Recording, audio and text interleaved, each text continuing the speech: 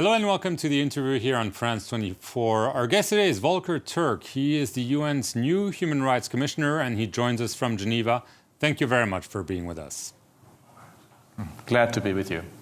You're just back from a 4-day visit to Ukraine, where at some point you were forced to move a meeting into an underground shelter. You've been around many war-ravaged areas in your UN career. What struck you during your visit to Ukraine? Well, obviously, it's the scale and the utter need for humanitarian assistance. Almost close to half of the population is in need of humanitarian assistance. You have over 7 million people who became refugees within a very short period of time, and you have 6.5 million people who are internally displaced. As you can imagine, it's winter. It was very cold when I was there. It was snow in Kyiv. If civilian infrastructure gets hit, there is no electricity, there are blackouts, there's no heating. You can imagine what this means for people to live under these extremely dire circumstances. So you can never compare human misery, but the scale of it is quite something. And I only hope that there is an end to this in unmeasurable suffering of the people of Ukraine. Right. From a human rights standpoint, I mean, we know there are probes going on. The International Criminal Court is there. Ukraine is pushing for a special tribunal. You are also involved. What have you found in terms of human rights violations in Ukraine?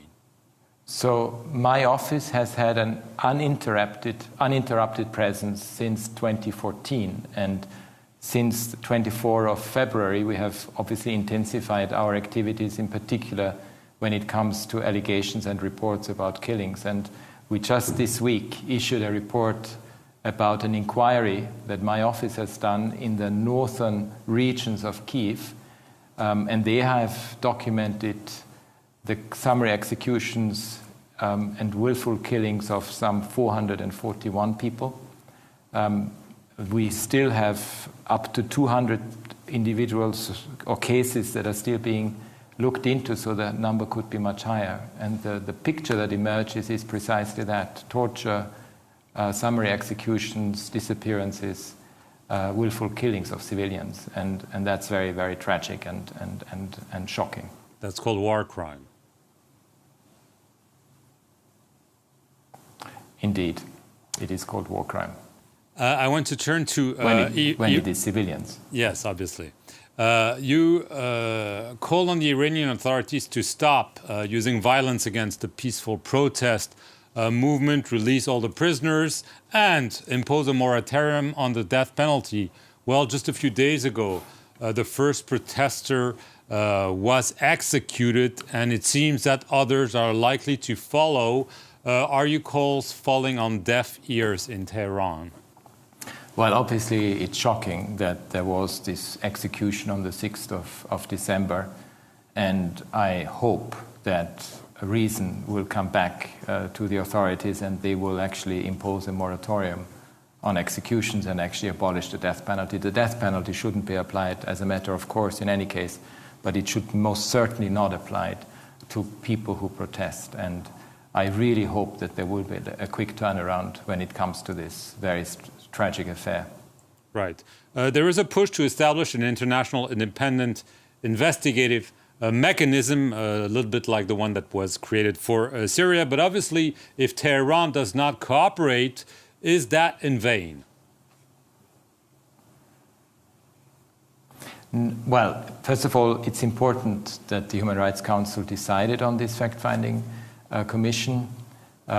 Even if the Iranian authorities so far have indicated that they would not cooperate, doesn't mean that they can't do their work. I mean, you know, the Independent Fact-Finding Commission for Syria also could continue do investigations despite the fact that they were not allowed to enter Syria. So we are always able to conduct investigations, and this is also what this fact-finding mission will do. Of course, it would be better if the Iranian authorities were to change their mind and cooperate with it once it's established. I I'm always hopeful when it comes to these things. There may be a decision at some stage in the future where things can change and will change, and we have seen this in many other situations as well. So also in this case, I hope this could happen. Right. You made your first trip as High Commissioner to Sudan. This week, a framework agreement between the civilian leaders and the military junta was signed, whereby the civilian government would be appointed until elections are held in 2 years. You met the military rulers. Do you truly believe the junta will usher in a transition to civilian, will respect human rights? We know some of the opposition think that this is signing them a blank check with no good reason.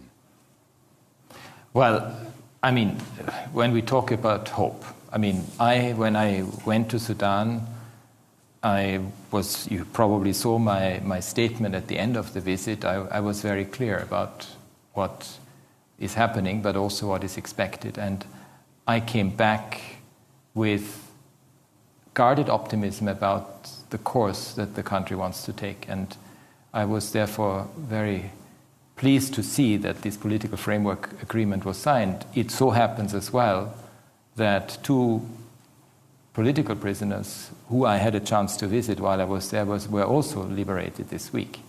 So I have hope that indeed this will continue in a way that will be respectful of human rights, because we know that human rights is the only answer in this type of situations. And let's not forget, this type of transitions are always very, very difficult. And we have to help them get through that. Right, but obviously, for example, the families of those killed during the brutal 2019 crackdown are seeking justice, and it's very unlikely that the military leadership will give them justice if they're associated with power.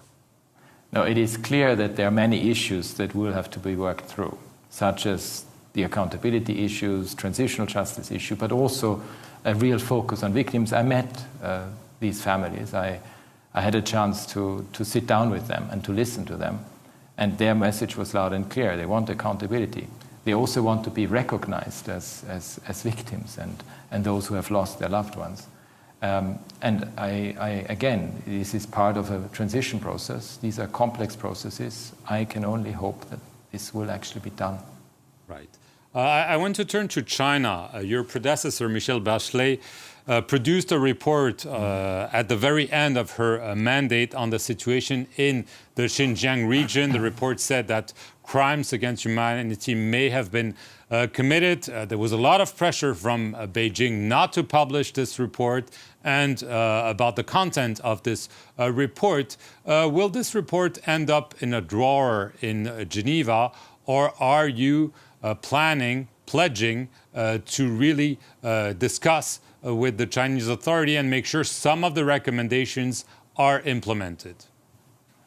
So, first of all, it is the report of my office that my office issued on the 31st of August. It's a report that raises very serious issues about the human rights situation in the Xinjiang province of China. And it is my duty to follow up on the recommendations. So, of course, I will engage with the Chinese authorities about follow-up and focus on the recommendations. That's part and parcel of my work. Right, but have you started engaging with them, and what is their response? And I mean, they've said repeatedly that this report is biased and that it cannot be accepted by Beijing. Look, my emphasis is really, and my focus is on the recommendations. And yes, we have started discussing it with them, and I will continue doing this. This is my duty. I have to follow up on the recommendations, and we, as I say, hope springs eternal. Right. As a conclusion, obviously human rights are coming under assault in many parts of the world. I mean, we just cited a few examples. You're taking up this role at this critical juncture. Are you worried that human rights are not considered front and center by a growing number of regimes across the planet? So we have next year the 75th anniversary of the Universal Declaration of Human Rights. Let's not forget, when that declaration was adopted, it was done in the wake of 2 horrific world wars. and genocide, the Holocaust, repression, authoritarianism, fascism, National Socialism. That document brought hope to the people of the world, and it showed how central human rights have to be in anything that governs governments, the interaction between governments and individuals, but also our relationship with nature. That text is as important now as it was when it was drafted, and I can only hope that each and every one in political leadership positions reads it, embraces it, and follows up on it as an obligation. Volker Türk, UN Human Rights Commissioner, I want to thank you very much for appearing here on the France 24 interview, and thank you for watching this edition of The Interview.